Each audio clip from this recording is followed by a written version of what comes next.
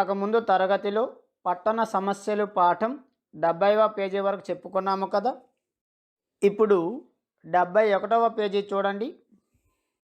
కిరణ్, మామయ్య, ఈ సమస్యకు పరిష్కారం లేదా? అరుణ్, ఎందుకు లేదు? ప్రభుత్వం శ్రద్ధ తీసుకొని ప్రతి వీధిలో చెత్తను ప్రతినిత్యం శుభ్రం చేయడం, డ్రైనేజీ వ్యవస్థను సక్రమంగా నిర్వహించడం వల్ల ఈ సమస్య నివారణ అవుతుంది. ప్రజలకు స్వచ్ఛమైన వ్యవస్థను సక్రమంగా నిర్వహించడం వల్ల ఈ సమస్య నివారణ అవుతుంది. ప్రజలకు స్వచ్ఛమైన వాతావరణం ఏర్పడి వాళ్ళు హాయిగా ఊపిరి పీల్చుకుంటారు.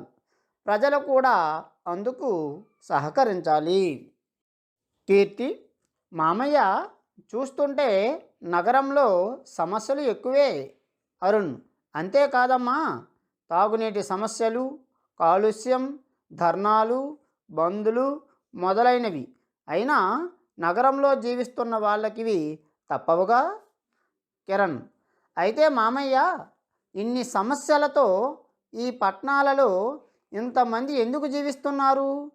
వాళ్ళు కూడా మాలాగా పల్లెటూళ్ళలో ఉండొచ్చుగా.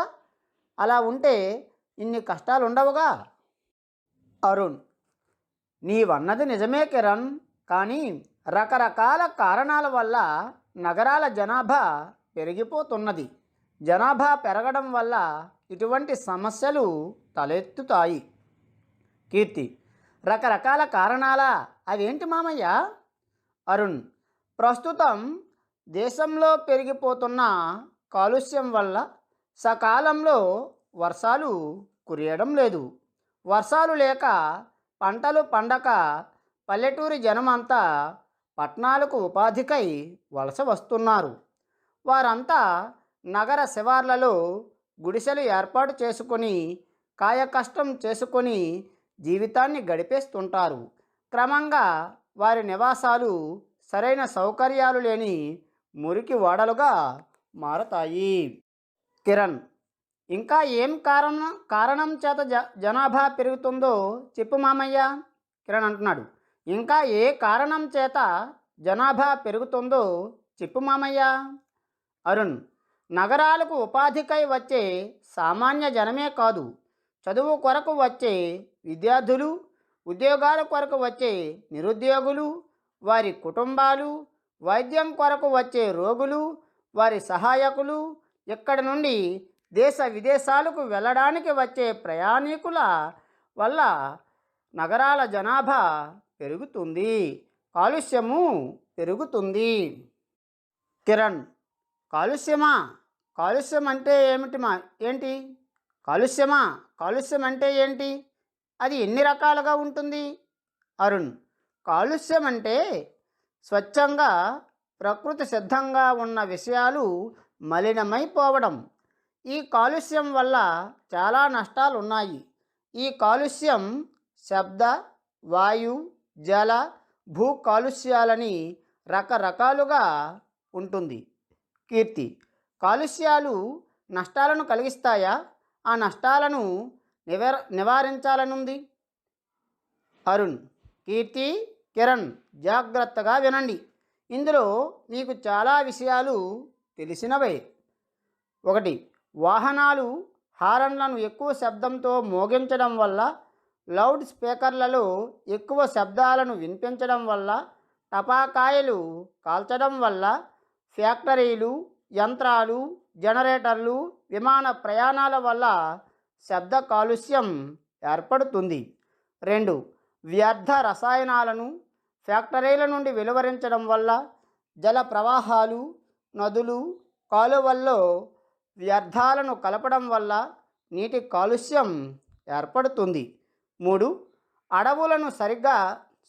అడవులను నరికి ఉపయోగించడం, పంటలపై రసాయన ఎరువులను ఉపయోగించడం, పురుగు మందులు చల్లడం వల్ల, వ్యర్థాలను సందర్శన స్థలాల్లో, సముద్ర తీరాల్లో వదిలివేయడం వల్ల భూ కాలుష్యం ఏర్పడుతుంది. 72వ పేజీలో 4వ పాయింట్, పొగ, దుమ్ము, ధూళి వల్ల సూర్యకాంతి వేడి వల్ల, కరుగుతున్న ఓజోన్ పొర వల్ల, బొగ్గును మండించడం వల్ల, యుద్ధాలలో బాంబులను ఉపయోగించడం వల్ల వాయు కాలుష్యం ఏర్పడుతుంది. వీటన్నింటి వల్ల పర్యావరణం కలుషితమై మానసిక ఆందోళనలు, శ్వాసకోశ వ్యాధులు, చర్మ రోగాల వంటి అనారోగ్యాలే కాక సకాలంలో వర్షాలు రాక కరువు ఏర్పడడం వంటి సమస్యలు ఏర్పడతాయి. దీనిలో కొన్ని పదాలకు అర్థాలు చెప్పుకుందాం. కాలుష్యం ఉంది కదా, కాలుష్యం అంటే మురికి, మాలిన్యం. అర్థం: కాలుష్యం అంటే మురికి, మాలిన్యం, బురద. పర్యావరణం ఉంది కదా, పర్యావరణం అంటే భూమి చుట్టూ ఉన్న వాతావరణం. పర్యావరణం అంటే భూమి చుట్టూ ఉన్న వాతావరణం. కలుషితం అంటే మురికి అయినది. కలుషితం అంటే మురికి అయినది. అలాగే ఉపాధి అని ఉంది కదా, ఉపాధి కోసం అన్నారు కదా, ఉపాధి అంటే కుటుంబ పోషకము. ఉపాధి అంటే కుటుంబ పోషకము. కాయ కష్టం అని ఉంది కదా, కాయ కష్టం అంటే శరీర కష్టం. కాయ కష్టం అంటే శరీర కష్టం. 72వ పేజీలో కిరణ్, అయితే మామయ్య, పర్యావరణాన్ని కాపాడడానికి మనం ఏం చేయాలి? అరుణ్, విశ్వ మానవ శ్రేయస్సుకై పర్యావరణాన్ని కాపాడడానికి మనం కొన్ని పనులు చేయాలి. అవేంటంటే, 1, చెట్లను నాటి వాటిని సంరక్షించి పెంచి పెద్ద చేయాలి. అలా చేస్తే అవి మనకు తోడు నీడలుగా నిలుస్తాయి. 2, నీటిని పొదుపుగా వాడాలి. 3, కాగితాల రీసైక్లింగ్ ద్వారా చెట్లను నరికివేత నుండి కాపాడాలి. 4, వర్షపు నీటిని భూమిలో ఇంకేటట్లుగా చేసి భూగర్భ జల మట్టాలను పెంచాలి. 4, స్వంత వాహనాల వాడకం తగ్గించి ప్రజా రవాణా సంస్థలలో అంటే బస్సులు, రైళ్ళు, ఆటోలు మొదలైన వాటిని ఉపయోగించి ప్రయాణించాలి. 6, వాహనాలలో స్వచ్ఛమైన కాలుష్యరహిత ఇంధనాలనే వాడాలి. వాహనాలను క్రమం తప్పకుండా పొల్యూషన్ చెకప్, కాలుష్యరహిత వాహనం చేయించాలి. 7, ఇంటిలో వెలువడే చెత్తను వేరువేరుగా చేసి ఉపయోగకరమైన వాటితో ఎరువులను తయారు చేయాలి. 8, చెట్ల ఆకులను కాల్చకుండా భూమిలో కలిచేటట్లు చేయడం ద్వారా భూమికి ఎరువును, బలాన్ని కలిగించాలి. 9, చెత్తను ఎక్కడంటే అక్కడ పడేయకుండా చెత్త కుండీలలోనే వేయాలి. 10, ప్లాస్టిక్ కవర్లు, బ్యాగుల స్థానంలో బట్టతో లేదా కాగితాలతో తయారైన సంచులనే వాడాలి. ఎలక్ట్రానిక్ వస్తువులు పనికి రాకపోయినచో సరైన రీతిలోనే ధ్వంసం చేయాలి. కీర్తి, తాగునీటి సమస్యలు అన్నావుగా మామయ్య, అవి ఎలా ఉంటాయి? అరుణ్, పెరుగుతున్న నగరాల జనాభాకు అవసరమైన తాగునీటిని జీవనదులు, ఉపనదులు, జలాశయాల ద్వారా నగరాలకు ప్రభుత్వం అందిస్తున్నా సరిపోవడం లేదు. పైపుల ద్వారా ఈ సరఫరా జరగడం వల్ల అక్కడక్కడ అప్పుడప్పుడు కలుషితమయ్యే ప్రమాదం లేకపోలేదు. అయితే ఆ నీటిని ఫిల్టర్ చేసి క్లోరినేషన్ చేసి ప్రభుత్వం అందిస్తుంది. జాగ్రత్తగా వాటిని గమనించి వాడుకొని ప్రజలు ఆరోగ్యం కాపాడుకోవచ్చు. కీర్తి, మరి ధర్నాలు, బందుల వల్ల ఏర్పడే సమస్యలేవి? అరుణ్, ధర్నాలు, బందులు కొన్ని ప్రజా సమస్యల సాధనకై కొందరు చేసేవి. వాటి వల్ల జనం రద్దీ, ట్రాఫిక్ సమస్య, శబ్ద కాలుష్యం ఏర్పడతాయి. కిరణ్, అయితే మామయ్య, పట్టణాల కంటే పల్లెటూళ్ళే నయం కదా?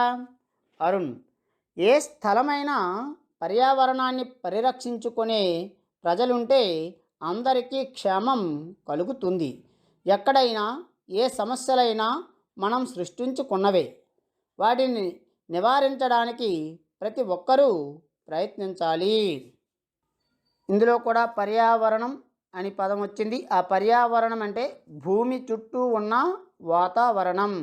కాలుష్యం అంటే బురద, మాలిన్యం, మురికి. కాలుష్యం అంటే బురద, మాలిన్యం, మురికి. మిగిలిన పాఠం తరువాత తరగతిలో చెప్పుకుందాం. ఈ వీడియో మీకు నచ్చినట్లయితే లైక్ చేయండి, షేర్ చేయండి, సబ్స్క్రైబ్ చేయడం మాత్రం మర్చిపోవద్దు. పక్కనే ఉన్న గంట సింబల్ని నొక్కండి. ధన్యవాదములు.